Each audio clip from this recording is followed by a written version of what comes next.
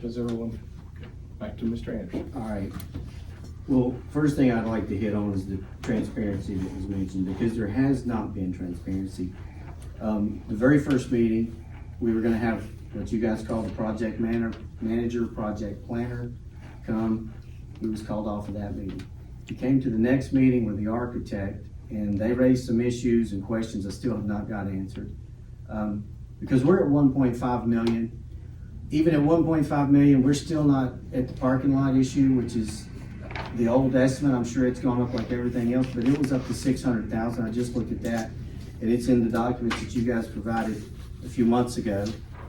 So that's one thing I'd like to say. And the other thing, with regard to the last meeting, I think when you and I were at odds, project planner had planned on coming and talk to us in closed session about the project. So complete lack of transparency on some of these things. Now let me address the child care, because there again, I think we're getting some smoke and mirrors, because everybody's being taunted with child care. We all need child care. We want child care. We know that's a great need in this county.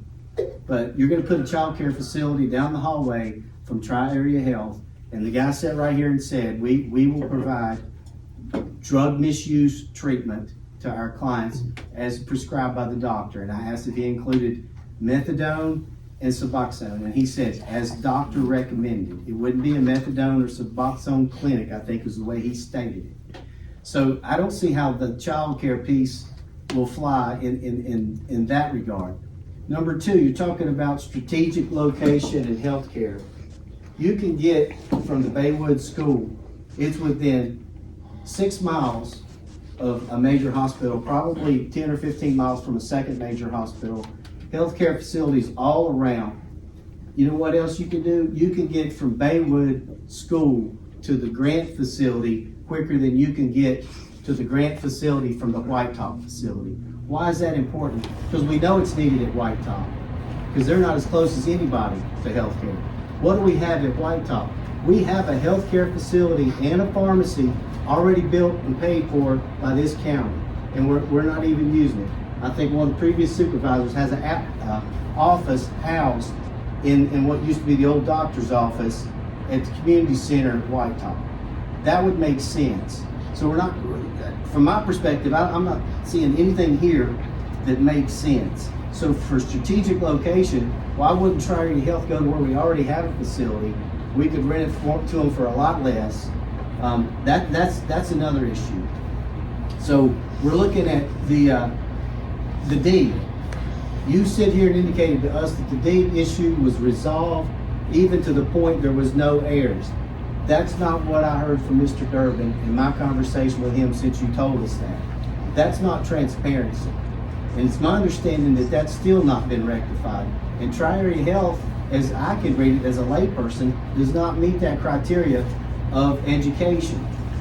Whitfield Community College has Crossroads down here. They do workforce development. They have a whole list of programs. We support them in a small scale. We could do all these things you guys are wanting to do, and we could still do it and save the taxpayers dollars. We could improve what we donate or give to the workforce development at Crossroads and achieve the same goals that you guys are wanting to achieve with economic development and workforce development. So a lot of this stuff is smoke and mirrors, and I've been seeing it for going on now 4 or 5 months of why this is. It's my understanding there's $380,000, and you can correct me if I'm wrong, whoever has those figures, in this budget for this program. If we have $380,000, let's fix the water and fix the bathrooms and then figure it out. Because this is, for some reason, this just smells bad. This smells bad on many levels, and I'm referring because of the transparency, and obviously there was a colluded effort here to figure out how you were going to address the 1.5. I stood there by the door while you guys were talking. I heard part of your conversation. So transparency is a good word, and I'm glad someone brought that up. But to move forward with this is a great disservice to our citizens. This is not what I signed on to do. I don't want any kids to leave our area. But for us to do this in light of getting these numbers here, and we're gonna soon be having discussions over this levy, which you've already donated 2 cents of this levy to this project, and as I understand it, there's 1 cent donated to the Mount Rogers project. So it makes, when we keep donating these parts of the levy, this 1 cent, 2 cent, and the levy, and that drives the levy up, and we can see with these reassessments how it's already going to impact our folks. Even if we drop the levy to 52 cents, they would be paying more than they paid last year. And I'm not suggesting we're going to 52 cents, but I'm using that as an example. So I think in this current economy that we're in, with the rate of inflation, the highest it's been in 40 years, and people's pay and salaries are not going up anywhere near that level, if at all. So it behooves me to how this is such a great project when we have so many other alternatives. And then I want to speak to the issue of Hope Incorporated. This young man come here and gave us a presentation and said he could get grant funding from different areas, different places in the state and federal funding, and potentially revamp all these blights that you guys refer to as our old schools. So we just dismissed him right off. We didn't give that any legs, or even bring him back to give us. All he asked us for was permission to do a feasibility study.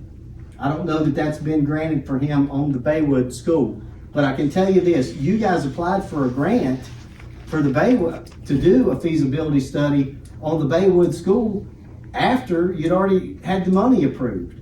So a lot of this stuff is been done backwards. As far as the planning, and some of the other members have mentioned that, the lack of planning, or the whatever you want to call it, the eagerness to push this project has put us to where we are. And it was time to slow down and I think take another look at what we're doing and some other options in light of what we're facing here with the tax increases. And that's all I have, Mr. Chairman. Unless someone Say something refers to briefly something. about healthcare.